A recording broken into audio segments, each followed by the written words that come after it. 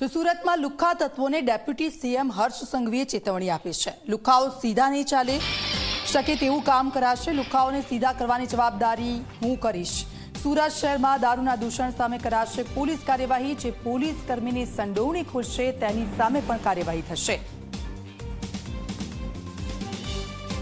मैं तो आज दिन दारू पीधुं नहीं એટલે હું બોલી શકું છું કે આ દારૂ આટલા જેટલી બી એરિયામાં જે દારૂ પી છે અને દારૂના અડ્ડાઓ ચાલે છે એનું તમારા સાઈડથી શું કહેવું છે? એટલે મારું સંપૂર્ણ માનવું છે બહુ સારો પ્રશ્ન છે ભાઈ, અને આનાથી આ પ્રશ્નથી દૂર નહીં ભાગવું જોઈએ। તમારો સત્ય પ્રશ્ન છે। આ પ્રશ્નમાં આપણે બે વસ્તુ જરૂરથી કરવી જોઈએ। એક તો પોલીસ તો દરરોજ પકડે જ છે, અને પોલીસમાં જે ફૂટેલું હોય છે એની ઉપર અમે લોકો કડક એક્શન લઈએ છીએ અને અનેક લોકોને સસ્પેન્ડ કરીએ। બેસી જાઓ તમે, સાંભળો। એની જોડે જોડે સામાજિક બી આ લડાઈ એટલી જ મોટી છે। સામાજિક લડાઈ આપણે જેટલું ધારીએ છીએ એનાથી બી મોટી છે। દરેક સમાજની અંદર આપણે આને સામાજિક મુદ્દો બનાવીને મજબૂતાઈથી સમાજની અંદર આવા જેટલા બી દૂષણ જોડે જોડાયેલા લોકો છે એને દૂષણ છોડાવવા માટે બી આપણે પ્રયાસ સાથે મળીને કરવો પડશે।